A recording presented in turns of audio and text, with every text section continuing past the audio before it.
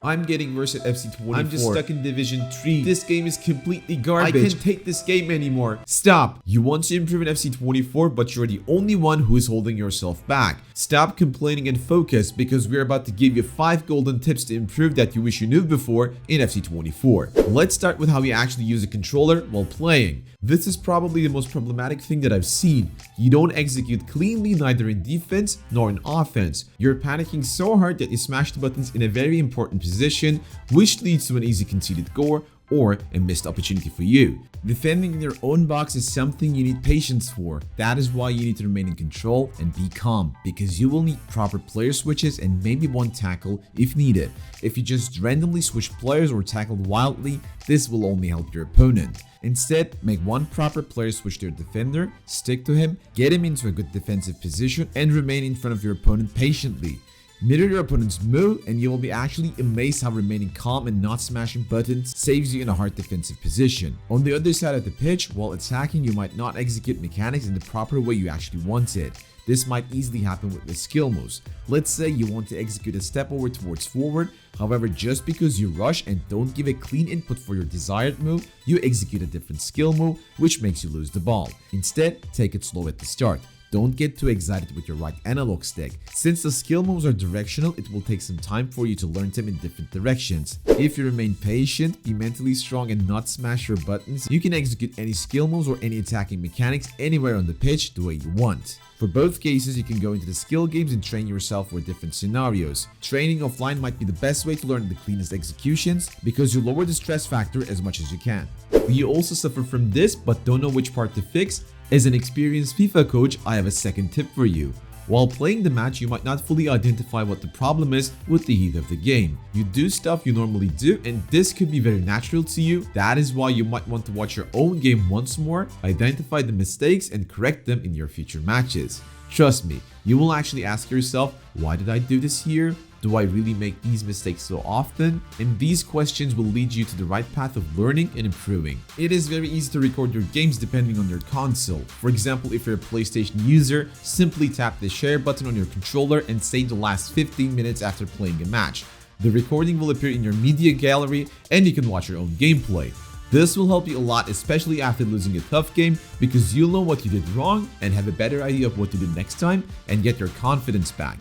For different platforms, checking the links in the description will get you to the right place. If you're unsure about analyzing your own gameplay, we got you covered as well. On B-Part Gaming, we offer coachings for every single level with experienced coaches, and you can get your gameplay analyzed by professionals who will then give you focus points to work on with proper practice schedules. If you're interested, make sure to check the links in the description. From one question to another now. You might be asking yourself, how do I get out of this position when the opponent covers all of the passing options? Did you actually realize what you're doing wrong here? You're still looking for the close opportunities on the same side as the opponent is overloading that area. If you keep the possession there, then of course you will lose the ball. This is one of the most common mistakes and you need to fix this as soon as possible. If you feel like you're drowning in a match, you're not using the pitch well enough, look for the other side. There will be surely a player who can get the ball to take you out of the pressure. In these kind of situations, get a proper angle towards the other side for a long ball, target the player with your left analog stick, and load it up with your crossing button up to 4 bars and bang, you're safely on the other side.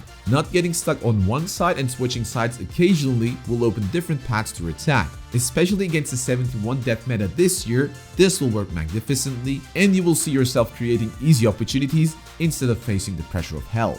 Talking about preventing easy possession losses, you also need to watch defenders' behavior.